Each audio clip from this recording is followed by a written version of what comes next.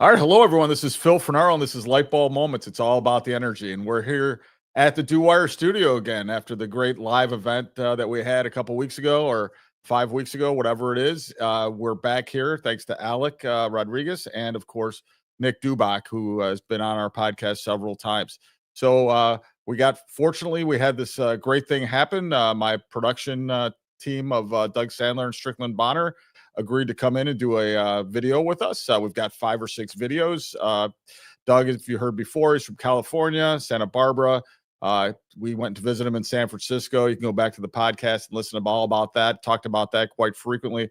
Had a great time. Not to be undone, Doug said, "Hey, I'm coming to Chicago." So be very interesting to see how this works out because we're starting to get more into video. Oh, and I forgot to mention Molly Lucas will now be part of our podcast team as that grows. And our team's getting bigger and bigger, running behind Val, and she's pushing them a lot to get things done, the podcast website up and running, Facebook group, all the great things that are happening. So I think the concept of our evolution of the podcast, it's so very perfect that we're going to be talking to a great podcaster in his own right, Doug Sandler, Nice Guys on Business. But more importantly, we're going to talk about how people that are starting out on the podcast and growing this, they're trying to figure out how to get their niche.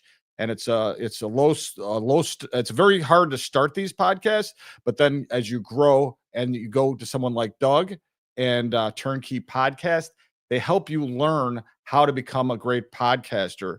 And without somebody supporting you throughout the journey, you're not going to be successful. It's going to be very, very hard to be successful. So what I am so excited about is we're talking a lot about podcasts. We haven't had a podcast guest, and now we got one of the best in the world. So, Doug, how are you today, man? I'm doing great, and thanks for having me. You won't see Strickland today; he's in the trunk of the car, right? We left him as he should be, as he should be. I think he likes it there. I throw snacks in every once in a while. He's good.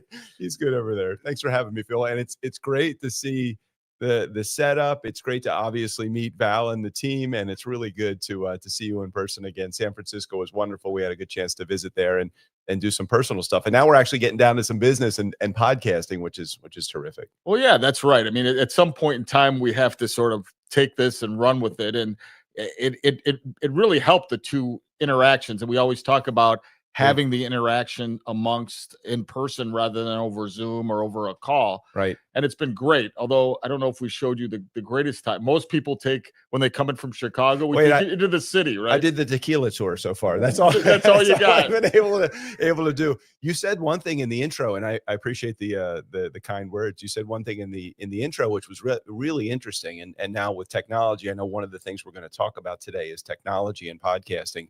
It's easier than ever to start a podcast. It's harder than ever to be successful at podcasting. And so I think that what you have done is you've done the combination of you've embraced the technology, even though I know it was uncomfortable for you in the beginning, but you've really put yourself into a system. You've created this great system and you're following the system and you're doing it consistently. You're doing all the things that you need to do. I know I'm getting in deep already and we'll get there, but starting a podcast is easier than ever. But doing what you do as consistently as you do it, you're getting the results, and that's really cool. Now we just have to reverse engineer. What's the plan? Like, where are we going from here now that you have this platform, that you have tens of thousands of people that listen to you every month, which is totally exciting. I'm really excited for you. Yeah, well, I mean, it's now a team effort, and we're really sort of learning and how to grow it. And just imagine what we didn't have that same conversation a year ago as we had yesterday. Gosh, yeah. Meeting too. Yeah. and then thank God the light appeared, and that light's name was Valerie. And she kind of calmed the whole situation down. She's like, "This is Phil," because I thought I was doing something wrong in the beginning, and I don't know that I was doing anything wrong. I think it was just a matter of we just didn't understand the cadence. We hadn't gotten into the flow. So you were uncomfortable in the space. I was uncomfortable because you were uncomfortable, and it was really very interesting. And man, has that smoothed out. And you are like the star pupil in the process. And now the pupil becomes the teacher, which is terrific. I love to be able to share the gospel of what you've been doing recently. No, that's great. And I appreciate that. So I think the cool thing in the light bulb moment, as you just said that, for me was I have all these concepts and ideologies on how, and I can Mhm. produce tons and tons of content very easily. But what you did for me is you simplified it and made it so that we had that next path forward. And Great. my whole life, is finding those type of people. And that's why our Bright community, I think they have to understand what you do and how Turnkey operates, and then we'll bounce back into your podcast. You lead the ship here. I'll take it wherever you want to go. Well, look, let's talk about 2015. You've been podcasting since 2015. I'm sure the landscape has changed. Wow. Let's talk a little bit about the evolution of podcasting, how it is, who's been successful, who has not, and then we'll get to the point of where we're at now. All right, where do we start? Where do we start? At the very beginning? The beginning, yeah. All right, well, let's do it. 2014, I wrote a book called Nice Guys Finish First, and I wanted a platform to promote the book. I had no idea really what podcasting was all about at that point. I think I had listened to Serial podcast, and that was the only one that I had listened to. And so there was a almost like this true crime, fictitious platform that was out there, and I'm trying to figure out how do I promote my book through this platform. Oh, good. I thought we were going to talk about Wheaties or something. It was cereal with an S. Yeah, Serial with an S. That's Got right. it, got Exactly. Sorry, I was listening to this podcast called Serial, and I thought this would be a really good platform for me to promote my newly released book, or soon to release book. But I had no idea about the audio. I didn't know about how to create the sound, or their video wasn't even in the equation at that point. It was all audio podcasts. So I went to a buddy of mine represented by the same agency in Washington, D.C. We were both entertainers. I was a DJ, and Strickland, who we mentioned, who's in the trunk of the car. I think I hear him banging now. He was a leader of a band, and we had been friends for 20 plus years at that point. And I thought, hey, what better a guy to ask how to put this together than a guy that's an audio engineer? So he helped me put together the beginning. And then I thought this would be great if he was the co-host of my show. And so we named this, we kept the branding, Nice Guys Finish First. We kept the branding, and we created a show called The Nice Guys on Business. And I think we had maybe 7 or 8 people listen to our first episode. And I thought that was horrible. And then we had maybe 14 listen to our next episode. And then we had probably 50 listen to our third or fourth episode. And by the time we got a year into it, we had maybe 50,000 people that were listening on a monthly basis to our podcast. And it was crazy because our audience built relatively quickly. And that was really the beginning of the beginning of it. We started to focus on what our audience wanted as opposed to what we wanted to bring out to the world. When you listen to your market, that's when they respond really well. Yeah. So in a way, that was the beginnings of our show, The Nice Guys on Business. We're 10 years in, 1,650 plus episodes as of the recording of this. We've had about 6 million people that have listened to our show over the last 10 years. And it's created a revenue and income stream that I would never have been able to imagine starting just by wanting to sell books through my podcast. How'd the book sales go? I have no idea. I have no idea. I think I might have sold a couple hundred books, but that is part and parcel of the idea of listening to your market. Our audience didn't want the book. What they actually wanted about 2 years into us doing this podcast is they wanted to hear more about how to podcast than how to, become a nice guy and generate more business from great customer service. So I took my customer service strategies and I brought them to the podcast. Our audience didn't want to hear it. They wanted to hear more about podcasting. One guy in our audience, his name is Lou Diamond, reached out and said, hey, can you teach me how to do that podcast thing that you're doing? Help me put it together, help me to do the production. And I said to Lou, I'd be happy to, but I don't even know how to charge. I wouldn't even know how to charge you for it. What do I charge you? What would you pay? What would you be willing to pay? I think is what I said. And he'd say, I'd pay you $500 a month for 6 months. Just get me on the right track. So I thought, $3,000? That's awesome. I've made no money from this podcast so far, except for selling, maybe 100 books. So Amazon's dollars and cents to me were about $3.42 at that point. Got it. So $3,000 into this, 2 years in, I'm like, okay. So we heard from another person in our audience, and then we heard from another, and then we really started to focus on this podcasting thing. The show has generated, I can't even tell you, millions of dollars of business. If the IRS is listening, it's only been hundreds of dollars, millions of dollars in business for our production company. And it's been just a great ride ever since. Got it. Yeah, and hopefully, yeah, I don't think we have any IRS That's okay. listeners. That's okay. And if we do, we do file our taxes and we do them on time, so it's all good. We take every deduction though, just so you know. Well, of course. Trips to Chicago, you know. That, of course. Yeah, the last night was incredible. We're going to talk about that in a second. Yeah. So, what I want to try to figure out is that when I had JLD on, John Lee Dumas, Right. he and that was a shout out to Aaron for getting that one. Right. Aaron Walsh, she reached out and he said yes. We had that 15-minute episode with him. But I asked him that same question: is is the market saturated for young podcasters? And I won't tell you what he said. What's your thought? Well, we thought that 10 years ago. When we started our podcast, and JLD was even years before we started, and Pat Flynn, another icon in the world of podcasting, when we started our podcast, people were saying it was too late. And so, as people are starting podcasting now, and COVID was a huge time for people to start their podcast because everybody was locked inside. So people were starting podcasts. They kept thinking, well, is it a saturated market? It's not saturated because you're a unique individual. You have a unique personality. You provide a unique service. And whatever it is that service that you provide, that's going to be the first time, even if it's an identical service to somebody else out there selling the same widget, they're not you.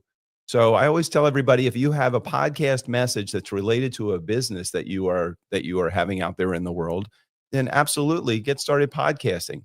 Keep in mind that it is not a zero-sum game. By you having more audience members doesn't mean that I have less audience members. Right. So when you have a podcast that's successful, it's opening up the world's ears and eyes with video to podcast audiences. By me putting myself out there as a podcaster, even if I have a similar message, they're going to want to listen to your show and my show. So that's the benefit. So I don't really think it's ever too late. And I'm not saying that to be self-serving and to say, well, you should start a podcast and me as your production company. Look, AI generate, and I know we're going to talk about technology, but AI has generated so much more ease in getting started podcasting and producing your own episodes that even if you're not using a production company, you really still have an opportunity to do what you do and do it well and do it uniquely through bringing your message out to podcasting.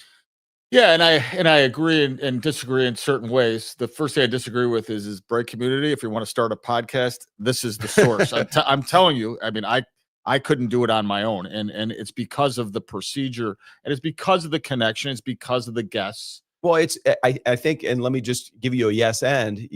I think podcasting can be challenging in that it is so easy now to start. There's a low barrier of entry, but there is a high barrier for success because there is a strategy that's involved. Regardless of what your strategy is, if you want to build your influence, so you want to be a thought leader, or you want to build your community or educate a community, or if you just want to simply make money from your podcast, there's specific strategies that are involved in each one of those, let's say, 3 approaches to podcasting.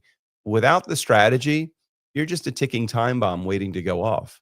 And there's even a term for it, and that term has been around for decades, but it's pod fade.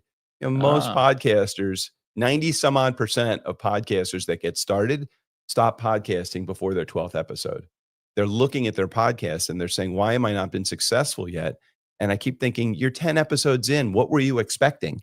Right. It took us 2 years, over 100 episodes before we made really our first dollar at podcasting. But once we understood how to grasp that dollar from podcasting, because look, I don't think money is a 4-letter word. We were in it for the dollars and cents. We just were too stupid to stop before 2 years. And so we gotta stay in this game because I know there's money in this. We just don't want to stop, 3 feet from gold. So we really did lean into it, understood what the strategy was that we needed to employ to make money from our show. And we've turned on the faucet since, that's almost 8 years ago or more than 8 years ago now. And it's been great. It's been a great revenue source. Got it. And incidentally, JLD said the same thing about podcasting. Okay. Yeah, it's almost identical phraseology. Well, it's important to understand, when is the best time to plant a tree? Probably 20 years ago. Yeah. When's the second best time? Do it now. Yeah. You do it now. Just let it grow, and it will grow. So tell me, when you talk to people, and I know we talked about the podcast that originally I think you thought I was crazy a little bit when you said, "What's your goal?" And I said, "I don't have a goal." Sometimes that's good and that's bad. It's good that you don't have a goal because you have no unrealistic expectation of where your podcast is heading. It's bad in that if you're not disciplined, you're going to lose sight of why you're doing this because you don't have a why. So for us, we just wanted to do it to promote the book. And then we said, well, this is good, but it could be better if we start to focus on, all right, how do we make money from this? And what business opportunities, what services do we want to provide? What are the deliverables? And you're right now in that really great spot in that you have tens of thousands of people that are listening to your podcast every month. And so now you have a reason why you need to stay in the game. Now we just figure out what deliverable, what service offering do you have that you could share. It doesn't mean that you have to charge for it. It could just be, I want to build a list. I want to build a list of 10,000 names so that at some point I can do something with them. It could be, I want to educate them. I want to teach them about investing. I want to teach them about nonprofits. I want to teach them about whatever it is that you want to share with your community. Until you turn them from anonymous to known, we really don't have a lot of control over the environment. So we encourage people that get started with podcasting, as soon as you're able to create a call to action so that you could convert those anonymous members of your audience to known members so that you can now do something with them. Yeah, and it's that data that you don't think about, and Right. you're forming it. And here's the difference. I keep on going back to this: the difference of having somebody and doing it on your own. It's that sounding board and the evolution of what my questions were. And I sort of alluded to that yesterday. Right. We're sitting down. I have this like long list of questions, and I didn't prepare for the meeting. And as you spoke, and as we talked about how to grow the podcast, it sort of enumerated things. And of the 10 things that I wrote down, you had an excellent answer for each one. Well, you had 10 things on your list, and I think when I left the conference room, you had 25 things on your list that we wanted to talk about. Yeah, that happens all the time. You carry this notebook around with you that you write, your notes about your podcast, and it probably is a discipline that you carry on to everything that you do. What's great about it is you absorb everything. You don't have an agenda that you're trying to get to. You're more of a sponge, and you want to understand and learn. And that's the greatest student of all. I'm a big fan of classic cars and classic trucks and things. And all I want to do is stand over the mechanic's shoulder and just watch what the mechanic is doing. Because for me to get into that engine, I'm fearful as hell to open up those valve covers and get into the pistons and rods and lifters and all of that stuff. But when a mechanic does it, and literally I'm just standing over his shoulder and looking down and looking what he's doing, all of a sudden it becomes much more clear. And I love having a coach in the mechanics world. And I'm assuming that that's kind of how you feel as a podcaster. It's like, well, I got this guy that I'm with that has done this. He's probably made many more mistakes than I'll ever make. Let me learn from his mistakes. And that's really what we encourage our clients to do. Yeah. And with such a low success ratio among podcasters, why I have a business coach. Now I talked to someone on our podcast. Now we, maybe going to have a retirement coach. Why wouldn't I want to have a podcast coach? And that's how I view it. I agree. And the other nice thing about that podcast guest seat, for sure, and you've seen this through some of the guests that I've recommended to you, and some of the guests, of course, that you and your team have gotten on your own, is that you have this opportunity to talk to these people that you would have had no business to be in front of without the podcast, and to be able to say to somebody that has been ultra successful, like I know you had Sean D. Nelson on your show from Lovesac, a $1 billion organization, and I've had some huge VIPs in my guest seat also. You're getting free coaching from these folks that can make 100 or 250 grand to do an hour-long keynote, and they're with you for 30 or 45 minutes having a conversation, and it's free, and they're loving being there with you. So just so our audience knows, and this is why our Bright community, this is so powerful, is having Doug in the guest seat here. It's awesome that he's in my guest seat. I love being here.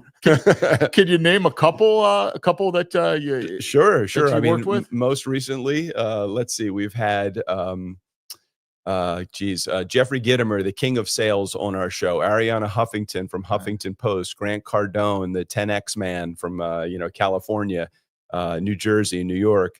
Gary Vaynerchuk has been on the show. I'm sure JLD and Pat Flynn have been on the podcast. Phil Fernaro has been on our podcast in our guest seat. There's Sean Nelson also as well from Lovesack. We've had some huge, heavy hitting VIP guests, but honestly, the best people to have on the show are the normal Joes like you and me, because they're the ones that are so relatable to the audience. I loved having Gary Vee on the show because it does create this huge ego stroke for your podcast. But the challenge is that, you know, the stuff that Gary Vee is going through now is not as relatable to the stuff that the average person is going through now that my audience can relate to. You know, not being able to make payroll, or dealing with an HR issue, or building a system. I'm not saying that Gary Vee doesn't have those in his brain as the things that are important to him, but he's so far past having a payroll issue, or he's so far past his next hire that he's got people for that. The solopreneur that's struggling with paying their invoices from their contractors right now, I want to talk to a guest that's just been through that, because if I do that, that audience member is going to easily relate. Yeah, they're going to come for Gary Vee, but they're going to stay because of that normal person that's like you and me, that has those everyday issues that we all have. Yeah, and that's the interesting part of it. As we grow the audience, it's interesting of who picks up on what, or where it's coming from, or who relates to it. Because I was sort of joking on one of the podcasts that there's only a finite amount of light bulb moments. I don't know that to be true, though. I'm going to say there's an infinite amount of light bulb moments, or maybe there's a finite amount, but different views and different perspectives on how those light bulb moments are achieved. So that's interesting. So the light bulb moment is that I may be wrong here. So that's the worst part about this, or the best part about this. So I'm trying to figure out then, to your point is that one person will say something, I think this is what you're saying, and it won't resonate with somebody. I mean, don't we have this every day with our kids? I mean, think about it. You talk to your kids, you want to teach them a valuable lesson, and you see it right in front of you, and you're saying, see that? That's why you can't do that, or that's why you need to be more consistent. And they don't hear it. But one of their best friends' moms or dads says the same thing to them, and your kids pick it up. And all of a sudden you're like, well, you can't say this to your kid because your kid won't hear it. It's like, I've been telling you that for the last 5 years, and your kid is like, I've never heard you say that in my life. And the parent of their friend says it one time, and all of a sudden it becomes the gospel. And that's so great. Do we care where the lessons are learned, or do we just want the lessons to be learned? That's right. And so your audience is feeling the same thing. The lesson that they're going to learn from me, even if I say the same thing, may not resonate with them if they're not relating to what I've gone through into their life. But somebody else that's sitting in that guest seat that says the same thing but just says it differently, they're going to hear it. It's perfect. Right. And then I like the concept of them hearing it over and over again. Well, think about your kids and again, I keep bringing up kids because I'm a parent of two kids that are now older, 29 and 32. And I think about how many times I read Goodnight Moon to my kids. And the next night you have this ton of, 30, 40, 50 books in front that you could read to them. And you say to them, which one do you want to hear? I want to hear Goodnight Moon again, Dad. I'm like, they want to hear it over again. They need to hear it again over and over. They relate to the characters. So it is very nice to be able to finally get through to an audience member that's been struggling with a problem. And you're not even realizing that you're doing it as the host of the show. All you're doing is just leading them to the teacher. The audience member has to hear it. And so you'll have that a guest sitting in the guest seat sharing pretty much the same story of the problems that they had that the previous guest had, but then they'll have that aha moment, that light bulb moment in their life that is completely relatable to them because that guest shares a different version of the story. Yeah, no, it's great. So we have this book list that's going on our podcast so people can come and see who said what. Val, we're going to have to add Goodnight Moon. add it. And then Valerie will send a message to the author letting them know, hey, we mentioned you on the show. Hilarious. So I'll take a little break here. Alec, how are we doing, my friend? All right. Yeah, I always check with Alec because, you never know when we're not talking and he's, you can be less kind to me, Alec, for sure. So it's funny. You came in from San Francisco, and you end up in the radius of Chicago, but not in Chicago. And I know you've been to Chicago before. And instead of us taking you to a Linea or Gibson's, or taking you to a stuffed pizza place in the city like Gino's East, Lou Malnati's, Pequod's, we take you to Melrose Park for dinner last night. I'm a very simple guy. I'm not a real. I live in a town that's got about 5,000 people, and even though I live in very close, within 90 minutes of Los Angeles, which in real people's terms that means it's about 3 miles. I live about 90 minutes from Los Angeles, and about an hour south of Santa Barbara in this small town called Ojai. I don't need a big city. I love just quaint little towns. Like LaGrange is great. Oh, Where we had dinner last night in this small little town with a lot of Latin influence. Yeah. I came to the town about an hour early because I was looking at the map and seeing the main street.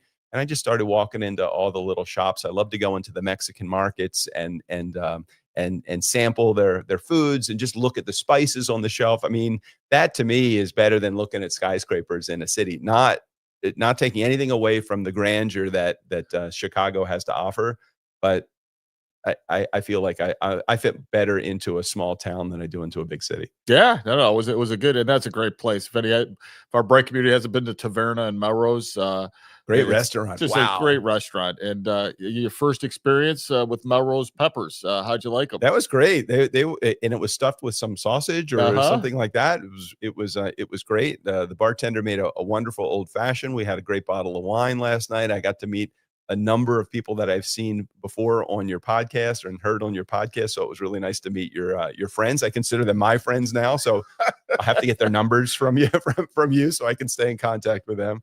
But well, that was our wise guy roundtable group. I love it. I think right here in this studio. How did you get all of those people? Oh no, we moved it over there. That's right. You were over there. That's right. Okay. Yeah. So the wise guy roundtable, that was supposed to be the debriefing, and how apropos. It's the third time I've said that this week. Is that you were there because you were one of the people that called in, and you're our production company and all the other stuff. Look, I really gravitate. You want to stay hot, get around the heat. That's truly how I feel about podcasting as well.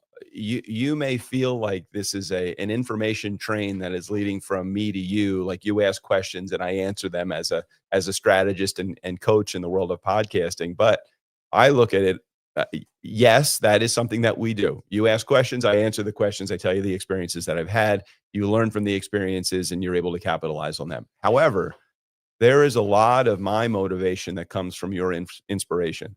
So when you're successful, I feel like, okay, let me look and see what Phil and Valerie and the team here in Chicago are doing. And let me see how I can duplicate that for other clients, not just other clients, but for our show as well. I'm always looking at what new ways can I put together my program so that we have more listeners and more viewers that are listening and seeing our show as well. So I really do feel fortunate to be in the situation where okay, I'm being hired to do a job, but I feel like I love what's going on here because you've been ultra successful at it. I want to learn what you're doing. It's just talking to people. I know. It's further than that. You talk to people, but you have such a passion for what you do, and it's easy. It comes across. Like if somebody sits down in my guest seat, I would challenge them to say something like, Doug doesn't have a good time with this. Well, you just listen to an episode of my show and it's easy to tell. I love this. 1,650 times I've done these episodes. I remember I wrote a blog for Huffington Post for 3 years. So it was 150 weeks. And every week on a Sunday night, when my blog came out on Monday morning, it was a grueling couple of hours to try to put those pieces, even just 400, 500, 600 words on a piece of paper. I was dreading those Monday mornings because Sunday night was coming, and I'm like, oh my gosh, I don't know what I'm even going to write about. That's right. You just put a microphone in front of my face and say, go. I'm ready to go. And I feel like even 10 years into this, I have so much more to say and talk about, with the world. Yeah, and it's that alignment concept because I had the same issue. I go, I have all this stuff in I my head. know. How do I get it out? Well, most of the time in the very beginning, it's easy to find the content because you have all of this, you're verbally constipated. You haven't had an outlet for these words, and the podcast hadn't been created yet. So you start to think about, what am I going to talk about? And it's easy because you haven't said it. So all of a sudden, it's easy. Now you have an outlet. Yeah. About a year into it, when you're like, okay, well, what am I going to talk about next? That year has not happened to me yet. Yeah. I have not yet run out of things I want to talk about. Yeah. See, that's what's shocking. You think that you would at some point. But you get some great guests that are sitting in front of you and you have these great conversations, and then they lead to other ideas. Yeah. And then what's really cool about it is, I talk about, the guest to gold strategy, and the guest to gold strategy for me as a podcast coach. And this is just one of many strategies in podcasting, but it's okay. Where am I able to capitalize on this relationship with my guest? And I'm not just talking about one way. Where are we able to capitalize, you and me as guest and host? And I think about, well, some of my guests become clients, and that's obvious. That's a direct source of business there. Some of my some of my guests become referral sources of clients, which again is great. It's a one-to-many model. Some of my guests become affiliates, meaning they have a product or service that they want to offer my community, and I don't have to have a deliverable. They have the deliverable. Sure. And I make a commission for that. So that's great. Some of my guests become joint venture partners. That is, we work on a program or something together where we promote it and then we introduce it to their community and my community. So again, this is just from the guest. And then that final category is that category that I love almost the most out of all of them. And I don't really know where we're going to go from here, but man, I don't want this conversation to end. So we just have a follow-up meeting just to discuss, hey, what's the next step for us? Let's figure out how we can do something together outside of podcasting. So commercial real estate investing has come up as a result of that. Investment opportunities for me, investment opportunities for my guest, business ventures that we've worked on together that I never thought would even materialize had that guest not sat in the guest seat. So if you're looking for opportunity, but you don't have a specific purpose for starting a podcast, just start it for the opportunity's sake. That's right. So, Bright Community, I want you to rewind the last 2 minutes of what he just said, because the power of podcasting, it's not directly related to money. And I think, Right. I think if I would have started this podcast thinking that my goal was to make money, I think this would have been a disaster, because that would have been my sole focus. Right. But all of the things, it doesn't matter what it is. It could be any goal that you have related to why you want to do the podcast, and you listed 5 or 6 that Right. that are probably more that are so powerful. So this is why. I mean, this is when people say they want to do it on their own, it doesn't connect in my head. And I don't think anybody that's been successful in this, I shouldn't say anybody, but it's really hard to find people that don't have somebody supporting them in that. Well, regard. in life as well, and it's not just podcasting; it's really everything related to life. I mean, what can you do and do well in a vacuum? You need people, you need a team, you need a cheerleader, you need an accountability partner, you need whatever you want to call it. You need a mastermind, you need a networking group, whatever it is. You need those guys, like at the dinner table last night. Think about your life void that group that was at the table last night, plus the few that weren't able to make it. Yep. Think about how much more challenging life would be if you lead life in a vacuum and you think, I'm going to do this on my own. I have friends in my past, and they're still friends, but they are truly I'm going to do this on my own. I don't need a team. And it's so much more of a struggle. I'd much rather be going through the challenges and finding the wins with somebody rather than doing it solo. Yeah. So I gotta pause for a second here. This is so this is your first experience at Do Wire Studio. How do you like it? This is very cool. Not only is this building cool, but the studio itself, I've always set up my own microphone at my, I had somebody put a microphone in front of me. I had, I had coffee that was delivered to me. I got tables. There's a carpet here. There's a big screen television set behind us. Are we going to do something with that at some point? Yeah, of course. you got to put your logo up on that screen. Yeah, usually we do. We did it last couple of times, but we're gonna change that model a little bit. But yeah, it's gonna be good. Yeah, usually put Do Wire up there and LBM. So what was really cool is that when we approached the door of this studio, you had your own key. So, Yeah. so I'm either thinking, okay, well, either Phil's a member here or he owns the building. Knowing Phil, he probably owns the building at this point. I don't own the building, and my dear friend Nick trusts me enough to give me a key. So it's a great little place, and we're gonna sort of expand this to the community a little bit. I'm gonna start promoting that for Nick because a lot of people in the community, they don't have access to something like this. This is great to be able to have access to a studio. If you are a plug and play kind of person and you just want to get the stuff done that you like doing and not deal with any of the extra stuff, coming to a studio like this makes life so much easier. I mean, you literally come in, you shake somebody's hand, they sit down at their computer, you sit in the chair. If your guest comes in, they sit in the chair. And you know something, even if you're just going to podcast on your own, still great. Sit in the chair, have a conversation, have your notes in front of you, and do your thing and roll. And that is a really, really great way to get started. Now, if you're on a shoestring budget, it may not be the way you want to get started, but certainly this puts you in an environment where you're treating this as a business. And that's probably a healthy point to make. If you treat podcasting like a hobby, you're going to get hobby results.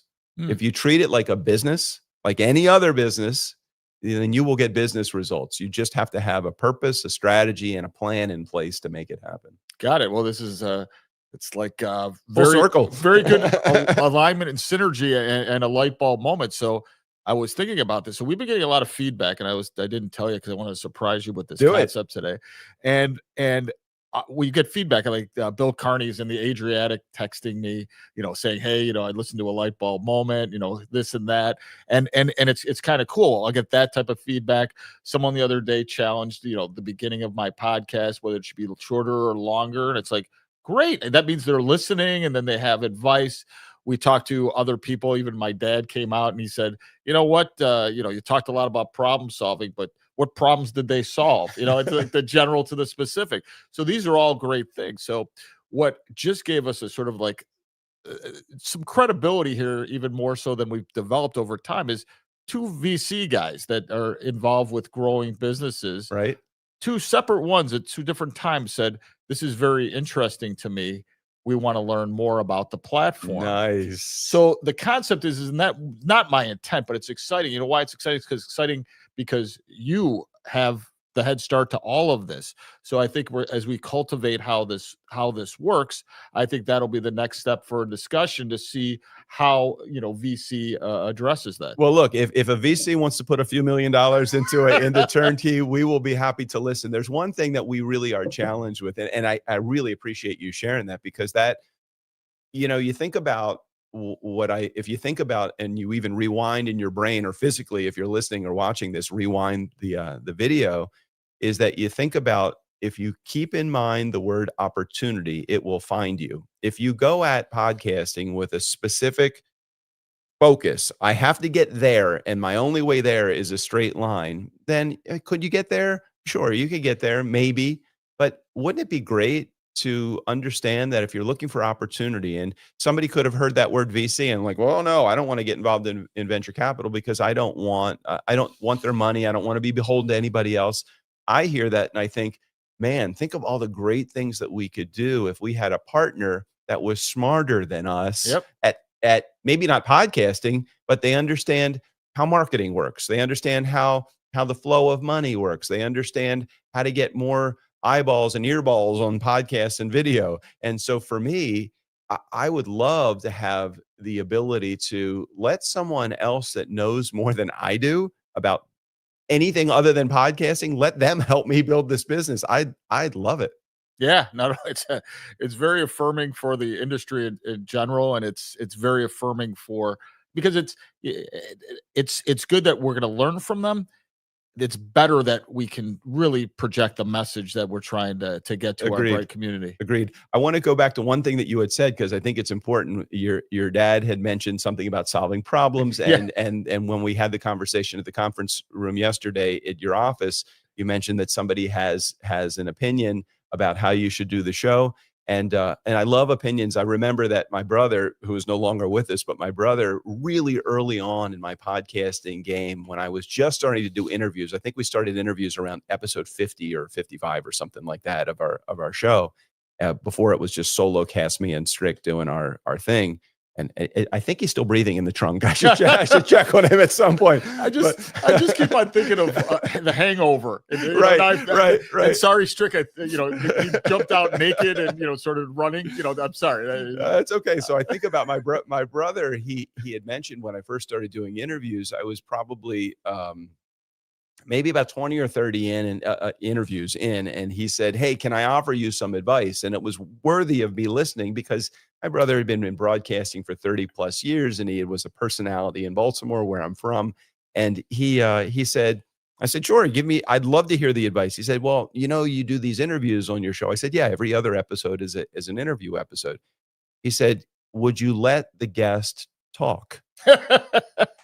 And I said, "Well, what am I doing?" Because I didn't realize it. You're host of the show and you're just kind of leading your guest. So he said, "Well, you ask a question to your guest, and then you answer the question for your guest, and your guest is just kind of nodding, and but you never really give your guest a chance to really share what they want to share." And I said, "Okay, that's great advice." That being said, when your business partner or somebody you see at a networking meeting has advice for your show, and even your dad, I'm sure, who has amazing advice, there are so many ways that you can be successful at podcasting.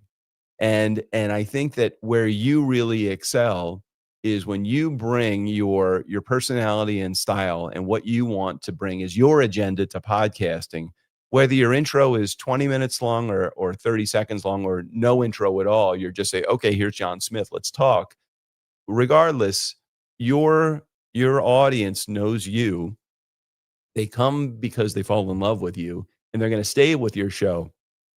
You just keep doing what you do. Got it. Just keep doing it. And if you feel like it doesn't fit right for you because you're forcing a short intro or you're forcing a long intro, then, when somebody gets started podcasting, many times they will ask a question. I think you asked this question in the beginning. You said, "Well, how long should my episodes be?" Yeah. Remember, I did. You were focused on the length of the podcast as a starting point for what do I do? How many minutes should my podcast be? Well, what do you tend to listen to as a listener is my first response. If you like 10, 20-minute episodes, then maybe that's what you're going to fall into. If you like 90-minute or 2-hour or 3-hour Joe Rogan style episodes, then great.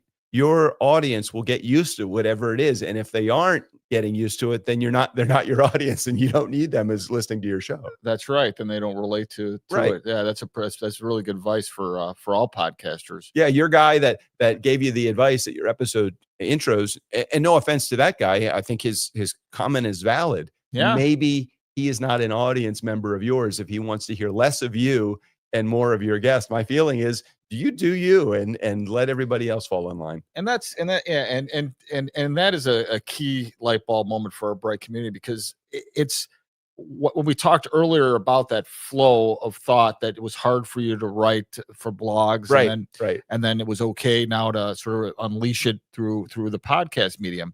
I think once you find that whatever that is, and that ends up being for both of us something that fulfills us at a high level, I think that it's hard for people to find that. Yeah, you need to give yourself some latitude. You have to give yourself some space. Having a microphone shoved in front of your face, and lights and a camera and a production person watching, and all of that can be intimidating. And at some point, all of those things. Now, I don't know how you feel about it, but when I first walked into the studio, when I sat in a seat and had a microphone in my face and had lights turned on, you get that moment of you get that a little bit of fear. And then once you get in the flow of the conversation, I don't see the microphone. I feel like, Strick and I have been having the same conversation for the last 10 years on the show. Fridays come. We record on Thursday for our Friday episodes, and Thursdays come for the recording.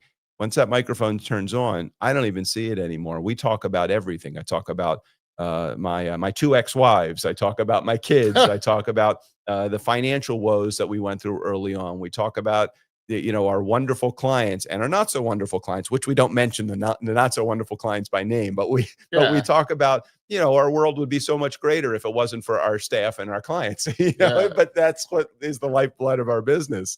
So for us, we talk about everything and the microphone disappears. That's so much what I love about podcasting is it's just a continuing conversation that with a different person sitting across the table from you, and it is fulfilling for me. Yeah, learning, fulfilling, etc. So now I'm looking at the microphone now. Now you're a little self-conscious. Thanks a lot, man. Let me ask you. Can I ask you a question though? Of course. If I were to ask you, what's the best thing that you have gotten out of podcasting? Would you be able to come up with an answer that would feel comfortable for you? Yes, the best thing there's two things. The best thing for me is I feel inspired, I feel happy, I get to connect with people. It's actually, if people laugh at me when I'm at, events where I should be selling Fornaro Law, but my first thing out of the podcast, which is all relatable because it helps people understand me, and then they get intrigued, and then they try to reflect, and it takes conversations in a different direction. They don't even realize when they're talking to you who you are. I mean, not in a bad way, in a great way. I mean, when somebody has a conversation with you at a networking meeting, they don't realize how many tens of thousands of people that listen to your show. That's the greatest thing about it. It's kind of like, I'll make an old school comparison. Could you imagine Johnny Carson going to a networking meeting and just starting to have a conversation with somebody, and somebody doesn't realize they're talking to Johnny Carson? Right. When you go to a networking meeting, a law networking meeting, or a financial advice or an estate planning meeting or whatever, somebody's having a conversation with you, they have no idea, because our world of podcasting, it's so in the background, nobody realizes, unless they're listening to your show, they have no idea who you actually are. And I love that. That's just my perspective. Yeah, and it's cool too, and it's the conduit of teaching. And so what I usually do after I have a meeting with somebody, it may go one way, they may want me to invest in their business, or they need help with legal work. I will typically send an email to them. Doesn't have to be my podcast, but relatable podcasts that talked about our conversation. It was sort of like a follow-up, and it allows this evolution of relationships that otherwise would have gone south. And not that it will go south, it just wouldn't have evolved. Wouldn't have evolved. Yeah. So then they see it, they hear a podcast, maybe it's relatable to them, and oftentimes they just go, when can I be on? Agreed. And now that is the answer that I was kind of listening out for. Okay, what's the other thing that you've gotten from podcasting? And for me, and it sounds like for you as well, the hidden gift of podcasting is the relationships that you build from the podcast. No question. Whether it's somebody in your audience that's listening, or somebody that's sitting in the guest seat, or somebody that you're working with. For me, hands down, the biggest benefit to podcasting for me as a person is the person sitting that I'm having a conversation with. It's really hard to do that when you're doing just solo casts. Yeah. Because you're waiting for an audience member to reach out through a call to action that you may create to make themselves known. It's so much easier. Let's bypass all that BS and let's get right to the relationship. And that's right. I didn't even realize, of course, the light bulb. I didn't realize that is, let's just get to the relationship. Yeah. Forget all this dancing. Right. Let's get to the relationship. So you go to a networking meeting, and that maybe the focus initially was for you to invest in a business or talk about law, but really you're not there to sell that. People aren't buying your legal services. People are buying the relationship with you. And I'm not saying buying. They have to first like you as a person before they invest in you as a business. That's right. So let's start with the relationship. Let's do this. Hey, look, I know we're going to talk about law and we can do all that later, but hey, you have an intriguing message. Let's flip it around. You have an intriguing message. Can we share your message with my audience? They'd love to hear it. And then they start asking you, well, how do we do that? Well, I have this podcast. It's called Light Bulb Moments. Isn't it the greatest conversation opener ever in the world, is to be able to say, I have a podcast? Ever. Yeah. Yeah. Cause it really is, because everybody's immediately intrigued. And I didn't know about podcasting before this. I didn't listen to a bunch. I think yours was my first one that I listened to. And the philosophy is that it binds people together. And that's it. I think we came to the same point. And it doesn't matter whether you have 20 listeners or 20,000 listeners, your guest really doesn't care. I mean, they may say that they want to know about your numbers, but that's because that's what the industry has told them to ask. Well, you want to be a guest on Phil's podcast? Well, ask him how many listeners he has. Maybe that's the starting point. Well, why does that matter? Because if today you have 2 listeners listening to your show and you're a brand new podcaster, do you realize that in 2 years, your inventory of that time when you had the 2 listeners is still going to be on Apple Podcasts. Yeah. So your 20,000 that are listening now are all going to go back. If they want to hear the original Phil, they're going to listen to episode 1 or 2 of Lightbulb Moments. Yep. When you had 7 people listen to your show or 2 people listen to your show, I really do emphasize with people, it does not, you're not coming to podcasting with a Joe Rogan or Tony Robbins or Tim Ferriss community already built of millions. So you have to build your community right here. And I'd rather have 20 people taking action than 20 million people listening that are doing nothing. We're not in this world to sell. You and I are not in podcasting to sell advertising space. Now, maybe it'll happen. And I know you're working on sponsorship deals, and I think that that's great. I think that's the evolution of a show that has gotten to a point where you have gotten, tens of thousands of listeners. Now we can go out and sell that space because there's value in it. But when you have 7 people listening to your show, nobody is going to buy a sponsorship from you. And that's okay. We're not really looking for it. So as you evolve, that stuff comes into play. But initially, who cares how many people you have listening to your show? Because you're really in it. So you're learning and you're getting your podcasting chops.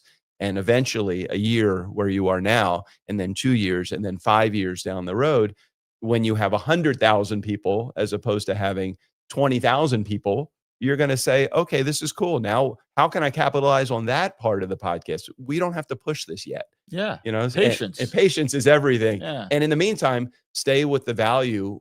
And the value is really where we just stated a moment ago. It's in the relationship that you're going to build. Yeah. So that's funny. Well, I want to get to the patience because that's a real important feature. I look at the advertisement the other way. So now in terms of why I want advertisement, it's because the people that I care about that listen, support me throughout this, they can benefit as a result of it. They totally can. Now, don't you feel like now you have a value that you can provide back to them? That's right. And there's got to be some energetic exchange. That exchange is their buy-in. Their money creates that advertising that you can share on your show that will now benefit their business as much, and it benefits your audience too, because now you have a significant audience. It is a circle that when in the beginning, when we feel like a guest sits in this guest seat, we feel like they are doing us a favor by sitting in this guest seat. Remember those first handful of guests? You're like, please come sit on, please be a guest on my podcast. This will be the greatest thing ever. I need your help. Yeah. You own a media company. I shared this with you yesterday. You own a media company. The benefit of owning the media company is that you're in charge. You are the one providing benefit to your guest, even when you only have a few people listening to your show. Because again, that inventory stays on Apple Podcasts so that in a year from now, when you have 20 or 25,000 or 100,000 people listening to your show, they're still going to go back and listen to your episodes. It's the same thing like, well, what day should my episode air? Can I air it on a Saturday? Do I have to air it on a Tuesday? Well, what does it matter? If podcasting is on demand, people will listen when they want to listen. I don't have to listen on a Saturday, even if the episode comes out on Saturday. If it's a live episode and never to be heard again, yeah, maybe that matters. But it's on demand. You can listen anytime you want. Yeah, it's shocking. I always assumed as a podcaster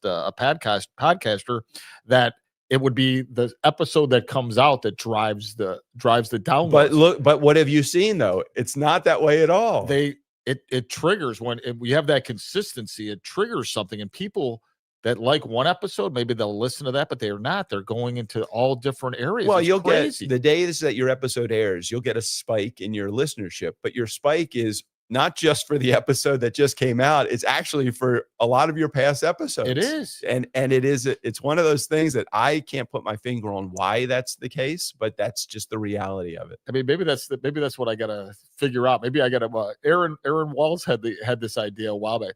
getting someone that understands the psychology. Psychology. Aaron, I know you're busy at law school, but fire it up. Psychology of podcast listenership. I'm writing that one down.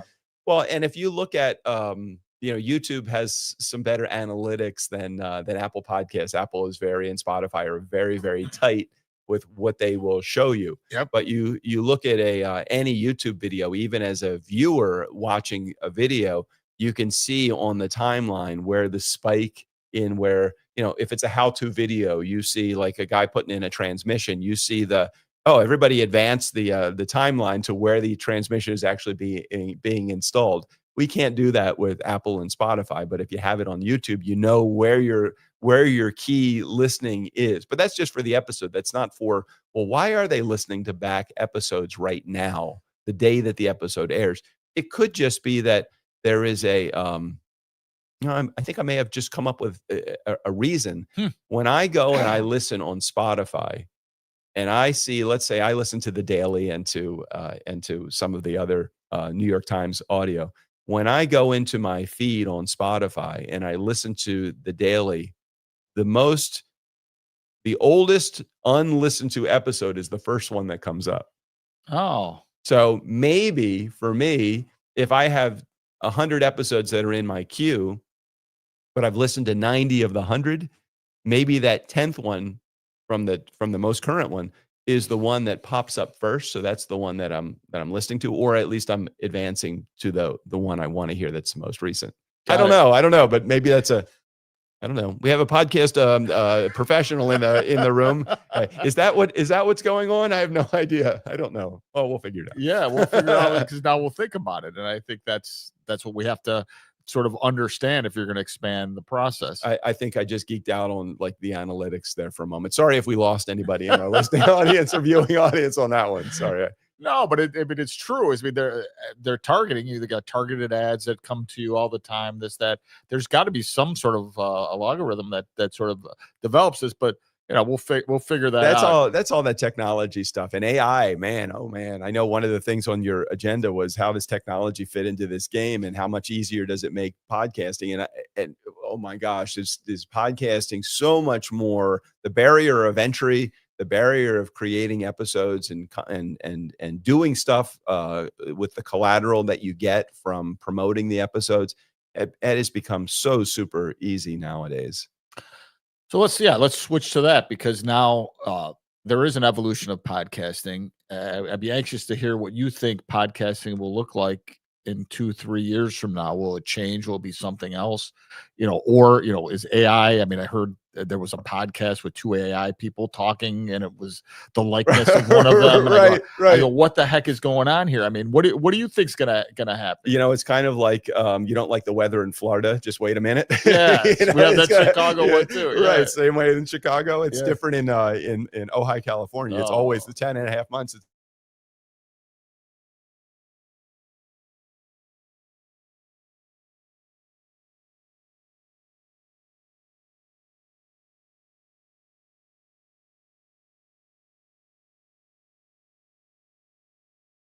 To get your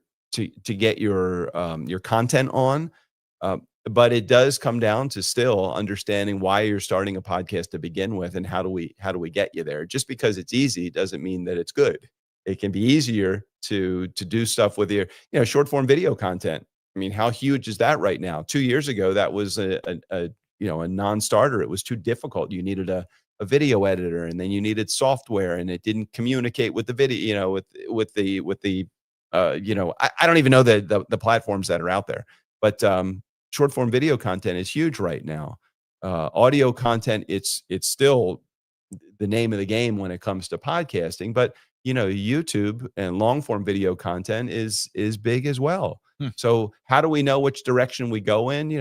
Social media promotion, TikTok and Instagram and X and LinkedIn Live and all of the Facebook Live was the game a handful of years ago, and now I don't hear two people talking about it at all. Yeah, and I wonder what the shift is. And you see, Google, changing how they deal with things and having immediately now no one even looks at the 10 Right, the right, sponsored ads. right. They're looking at what the AI What AI answers, says, exactly. and then going into OpenAI or ChatGPT or Grok or whatever. I find myself going there for the same type of thing. So I do the same thing as well. You know, it has become a game of I have a guest that's about to sit in the guest seat, and it used to be that I spent an hour. I went to their website, I did a little research, I went to LinkedIn, I looked up their book on Amazon if they had a book. I put all that information together. I wrote an intro, I wrote some talking points and then questions, and then I created some promotional links for them to go in the show notes.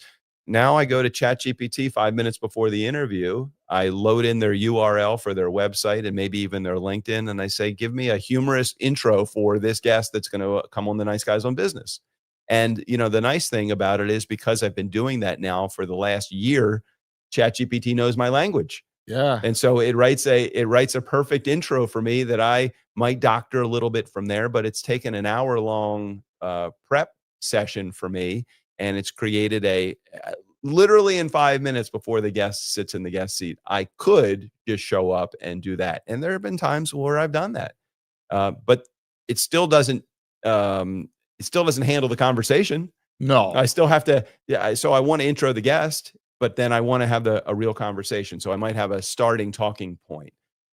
So technology has really, really made the interview process super simple for me, and I still feel like I know the guests and I can have a good conversation with the guests. yeah, just having those, because I like to do that too. I like everything to be sort of authentic on the podcast because I don't know where it's going to go, which is sort of odd. Is your chat GPT called Val GPT? 100% no. I feel like it may be. Yeah, no, I'm wondering what our Chat GPT looks like because yeah, Val's always on it for sure. That's hilarious. So, before we go on, how did you like your beef sandwich? Oh my gosh, it was so great. I don't remember the name of the place. It was Buona beef. Buona Beef. So Yeah. I came to Chicago. You know, I was a fan of the Bear. Yeah. I watched the show, and I'm like, what is this beef that they're talking about here in Chicago? So I literally pulled up to Buono Beef, or if I'm pronouncing it wrong, I'm so sorry. I pulled up to the restaurant, which had a drive-through. So that was the first sign that probably this isn't necessarily the place, but it is a faster place, and it's cool. And I said to the guy that said, "How can welcome to Buono Beef? How can I help you?" And I said, "I've never been here. I've been to Chicago once, and I thought it was deep dish pizza was the thing. So what do I need to know about Buono Beef? And you just take care of my order." So Yes. he said, "Well, do you want?" And then he started to, I said, "I don't want to know what I'm getting. You just tell me I want the beef." Yeah. And so he just gave me something with sweet Sweet peppers peppers, yeah. and onions and beef on a Oh, roll. And it was the au jus, and it was uh-huh. all the good stuff. Because do you want fries? And I'm like, no, I don't want the fries. I just want the beef. Just But give me that. and it was outstanding. It was really good. So that's funny. Yeah. So we've got some of the best beef places around. You know, Portillo's has always been good, although that's becoming it got private equity. It got private equity bought it up, so it's getting a little odd. But Tell me about I want to know more about this private equity thing. Tell me more about this. I don't really know how. I mean, I know in San Francisco we started talking about finance and thing. And you know, a lot of what you said landed, but there was some of what you said that I'm like, I don't even know what that is. So there was the credit thing, there was the private equity thing. I'm like, how does private equity help a business? So and here's the big rub. You know, private equity. If you invest in private equity, you're gonna get solid returns on these alternative investments. Right. The problem with private equity, it goes into businesses that are profitable and tries to make it even more profitable. I mean, if you've seen Wall Street, Right, of course. that's Right. that's sort of the concept of breaking up. Greed is good. Okay, Gordon Gecko, let's talk more. That's right. So that's the concept. It's not exactly the same, but it's that concept of taking a business and then making it so that investors like it. And if it's breaking apart the business in many parts, Right. whether it's growing. I mean, private equity in hospitals now is becoming a problem because they're worried about the bottom line and less about the Right, health. right. So private equity is this necessary evil. But now in the world of finance, the public market has less companies than the private market. So the private market defines how our businesses grow Okay. in society. So All right, So so there's an advance. There's a primer lesson in private equity. yeah, we can get deeper in that, but that maybe it's for a different show. So the interesting thing is Portillo's, which is a household name, Dick Portillo, icon in our community as it relates to great. He had, in 1970s, he made this little hot dog stand. Yeah. He had like $1,200 or $1,000 or something, and he made it something special, so everyone would go and have the beef sandwiches. And private equity came, and they expanded it nationwide, and now they're starting to struggle. Their stock from their IPO has dropped. Wow. I Okay. think now it's at around $6, $7 or something. And I think it started off at 80 or something like So that. it sounds like in that particular case, private equity can take you so far, but then the public needs to take you the rest of the way. They need to buy into the product. Well, yeah, It was too diluted, it sounds like. yeah, they diluted it. They made the process bigger. The quality wasn't as good. You can tell the Oh, difference. you get away from quality. Yep. That's not good, especially in the restaurant business. But now I heard the other day that Marco's pizza guy that made Marco's, a household name, and maybe not that much because you didn't look like it reflected in you. Marco's Pizza, that guy that turned Marco's around is just joining the Portillo's group. So anyway, and we won't give any investment advice, but they're starting to change their model. I've been watching it because it's very household.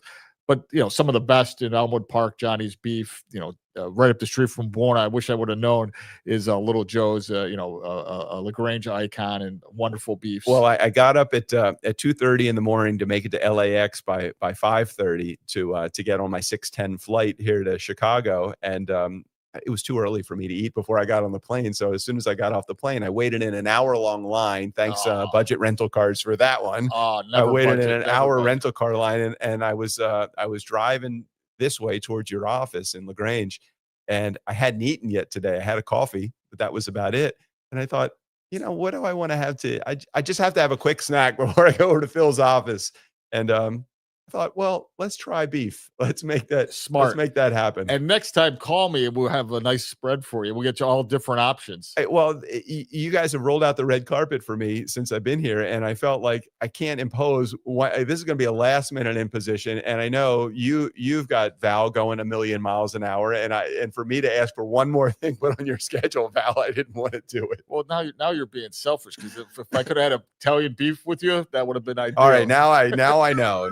Anytime that's food or tequila related, I know I should start right with you. Bingo. Now you got it. Stop concerning yourself. Well, think about others. Thanks so much for including me last night in the dinner. I really had no plans last night, and to go to that, not only just to have some camaraderie and friendship, but to have a wonderful meal in the process too, and authentic Italian meal like we had, and great conversation. That was wonderful. So thank you. No, you're very welcome. We enjoy that.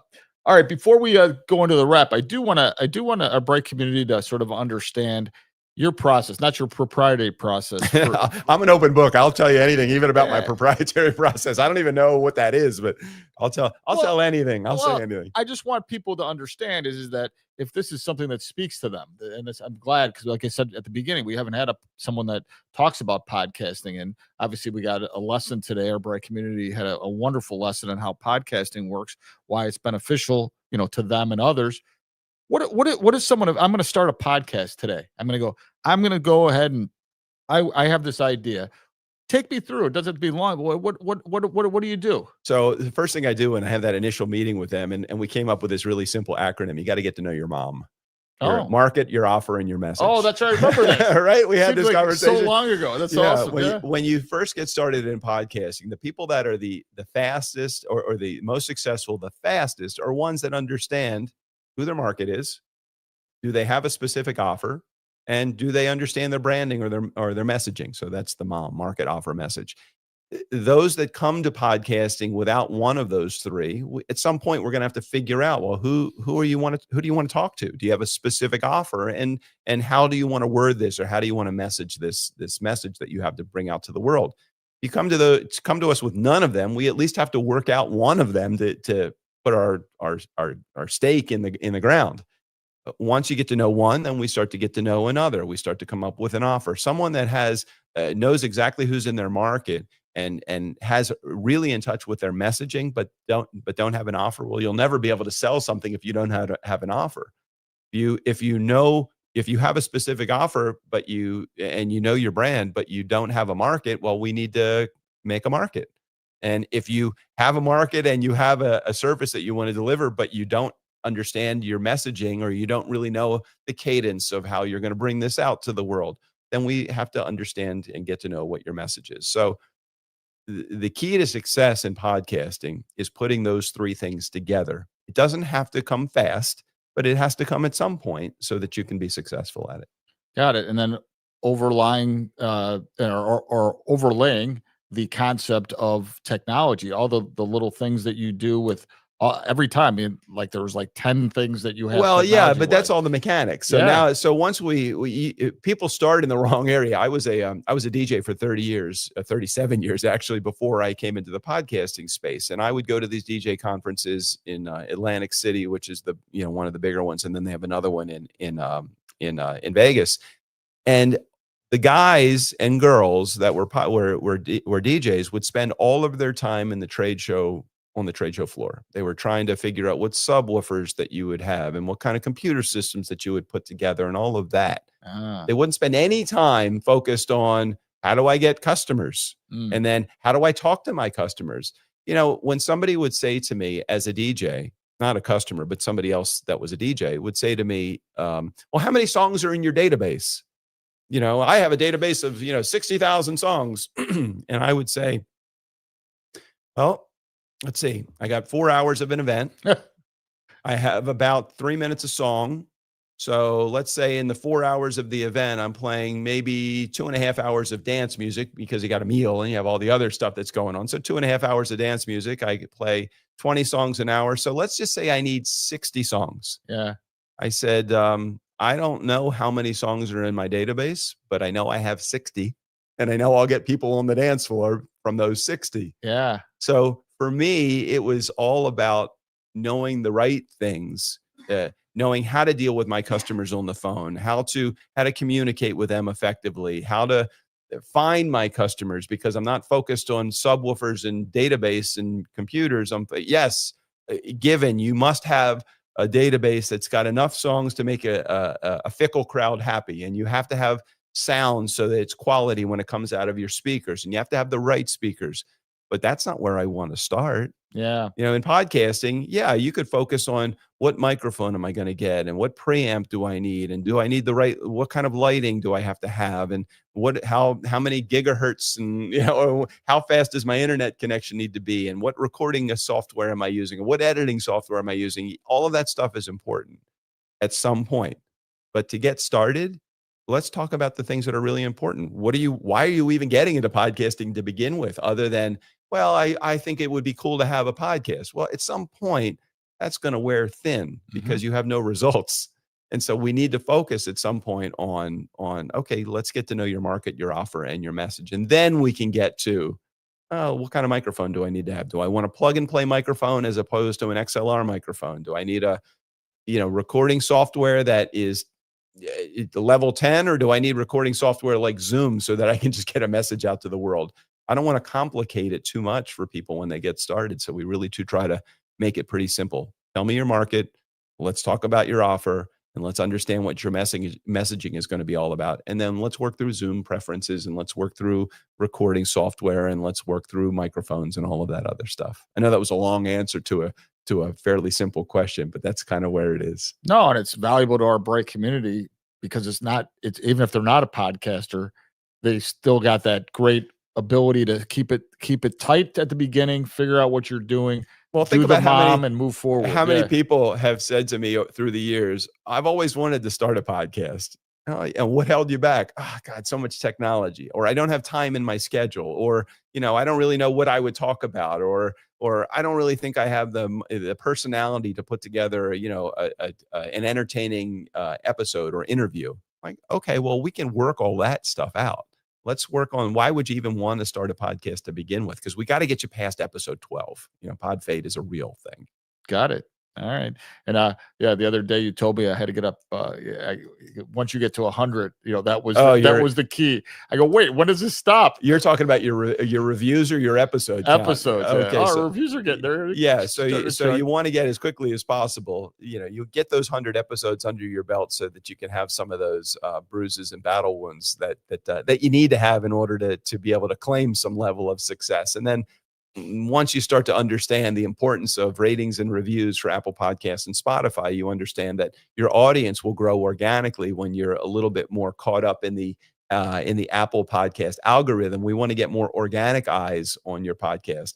Once you lay off the dollars that people spend oftentimes in advertising their podcast through LinkedIn and Facebook and all of that, once you lay off the ad spend to try to promote people to come to your podcast, those listeners, they don't stay with you because you bought those listeners basically. Yeah. So it's much better to have an organic growth than a paid growth, because organic growth is ultimately what you're looking for as a podcaster. That's beautiful. Yeah. And that patience of it we talked about earlier, just keep it nice and tight. When it's going to happen, it's going to happen, and just give it your all and then see what happens. 100%. And you're doing all of the right things. I love the example that you're laying out. Thank you, my friend. All right. Anything else we could add to our break community? No, this is great. I love that you named your community. We have the same. We have our nice guy community. Yeah. We call our hardcore fans our funkin' fans. So if you at some point have that core community that you hear from on a regular basis, and I think yesterday we were talking about trying to get some voicemails and messages coming into your we'll figure out that part, but it's going to be great. Yeah, I'm excited. I'm really sort of excited about all the things we talked about, because now my mind is exploding. Tons of success to you, Phil, and your entire team here in LaGrange. And I know that you're going to continue this podcasting journey and be ultra successful. And I'm just happy to be along for it. I'm holding on to this train that's moving fast. As a matter of fact, there's a train. Yeah. Right. Yeah. It helped me to get here on time. Yeah. That was great to hear the train go by. Yeah. No, it's funny. Yeah. We always have it coming in. We're trying to fit it into the show when it's really loud. The whistle.